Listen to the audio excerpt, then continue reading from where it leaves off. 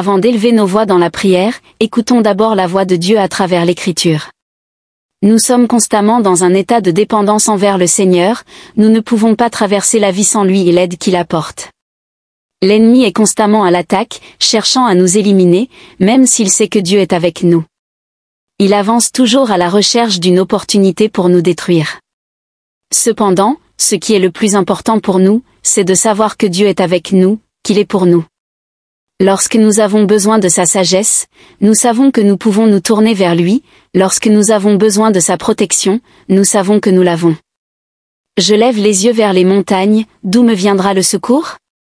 Mon secours vient du Seigneur, qui a fait le ciel et la terre. Psaume 121, 1-2, ce verset est apprécié car le psalmiste, lors de son pèlerinage à Jérusalem, contemple les collines et les montagnes autour de lui. Il reconnaît que son secours ne provient pas de ces éléments naturels, aussi imposants soient-ils, ni des soldats éventuellement postés là pour la sécurité des pèlerins. Il ne cherche pas à résoudre les choses par lui-même, en se fiant à sa propre sagesse et force.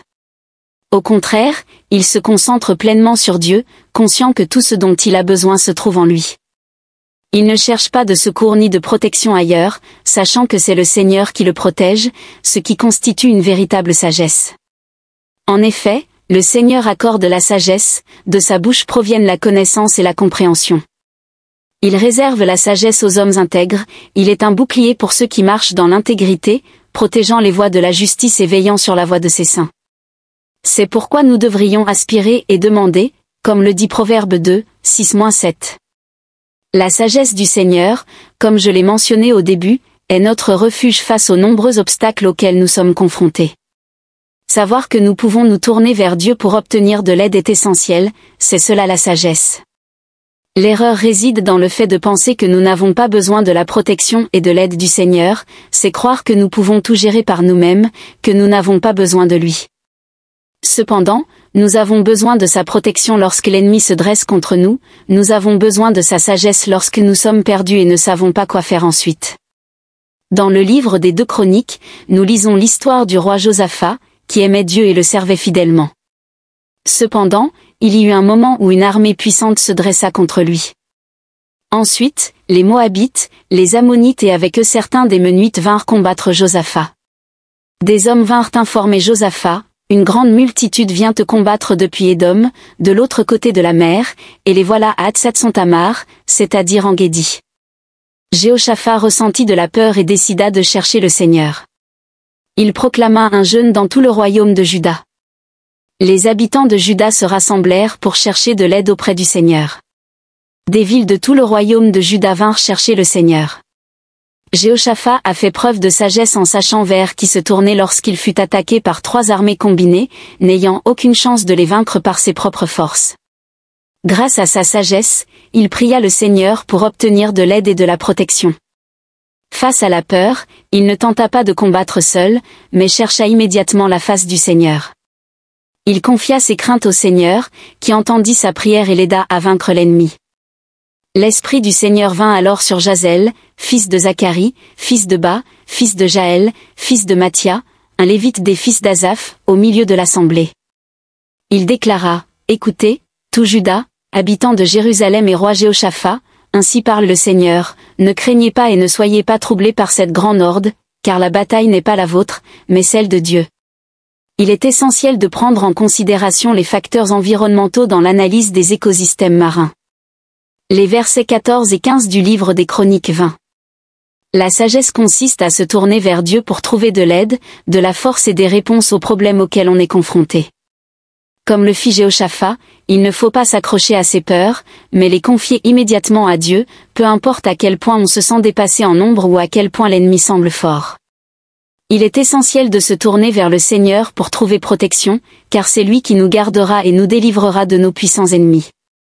Dans le psaume 57, 1, l'auteur implore la miséricorde de Dieu et trouve refuge en lui, sous l'ombre de ses ailes, en attendant que les tempêtes de la destruction passent. Lorsque les difficultés surviennent, il est essentiel de se rappeler que Dieu ne nous a ni oubliés ni abandonnés. Nous devons avoir la certitude que Dieu veille sur nous, qu'il tient ses promesses de nous accompagner dans la vie, dans la mort et au paradis. Sa bonté et son amour infaillible nous poursuivront tout au long de notre existence, et nous demeurerons dans la maison du Seigneur pour l'éternité. Dans le psaume 23h6, lorsque le roi David déclare que la bonté de Dieu le poursuivra, il ne dit pas forcément que seules des bonnes choses vont lui arriver. Il sait aussi bien que quiconque que des choses mauvaises arrivent aussi aux bonnes personnes. David was saying that only God is good and would follow after or pursue him no matter how bad or evil or difficult something seems God can work it out for good. There is no difficulty, dilemma, de fear or disaster in our lives that God can't ultimately turn toward his purpose, so keep praying for God's protection over your life and ask for his wisdom so you can always know where to run to in times of trouble. He is ready to fight on your behalf. Now let's pray. Avant l'Ifater he come before you today. With a heart full of gratitude, acknowledging my constant need for you. You are my refuge and my strong, my ever-present help in times of trouble. Lord, he recognizes that he cannot walk through life without you. He need your wisdom to guide my steps, your protection to shield me from harm, and your presence to sustain me through every season. Fater, the enemy is always on the attack, seeking to destroy, discourage and lead me away from you. But I stand firm in the truth that you are with me, that you are for me. Took the enemy advance, he will not be afraid, for you are my defender, you are my strong tower, my hidden place, my shield and my fortress. In you I find safety. I lift up my eyes to the hills and I know that my help does not come from earthly place but from you, the maker of heaven and earth. You are my provider, my sustainer and my deliverer. Lord, I pray for wisdom, the wisdom that comes from you alone. Alone your word says that you give wisdom generously to those who ask, and so I ask you now.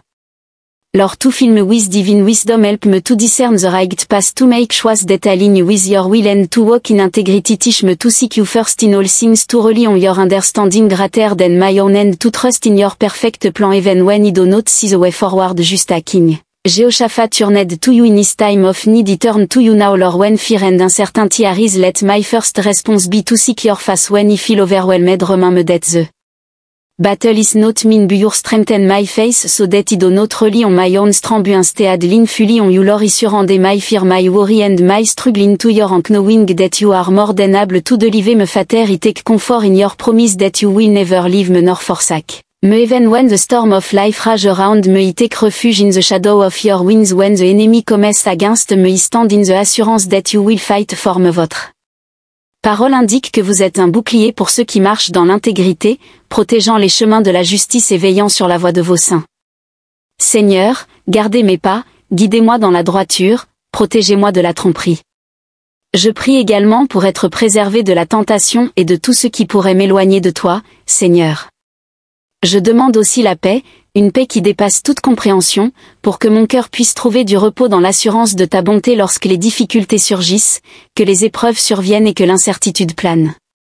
Je déclare, à l'instar du roi David, que certainement ta bonté et ton amour infini me suivront tous les jours de ma vie, peu importe les défis auxquels je fais face. Je crois que tu œuvres en toutes choses pour mon bien, même au milieu des épreuves. Aide-moi à voir ta main à l'œuvre, Père. Je dépose devant toi chaque peur, chaque inquiétude, chaque fardeau qui pèse lourd sur mon cœur, en ayant confiance que tu me porteras à travers. Je prie pour la force de rester ferme dans la foi, pour le courage de marcher avec audace dans ta vérité, et pour l'assurance que je ne suis jamais seul. Merci Seigneur d'être mon rocher, mon refuge, mon secours constant en temps de trouble. Je déclare que tu es mon protecteur, mon pourvoyeur, ma sagesse et mon guide. Je me confie en toi de tout mon cœur et je te confie mes voies. Merci de veiller sur moi, de m'entourer de ton amour et de me guider sur le chemin de la droiture. Au nom de Jésus, j'adresse cette prière, Amen. Merci de vous joindre à moi dans cette prière puissante aujourd'hui. Les commentaires contenant Amen sont un signe de foi et d'accord. Encourageons-nous mutuellement dans ce cheminement de la grâce. N'oubliez pas de vous abonner pour plus de prières, d'encouragements et de messages inspirants. Ensemble, nous continuerons à renforcer notre foi et à nous rapprocher de Dieu. Restez bénis et que la paix de Dieu soit toujours avec vous.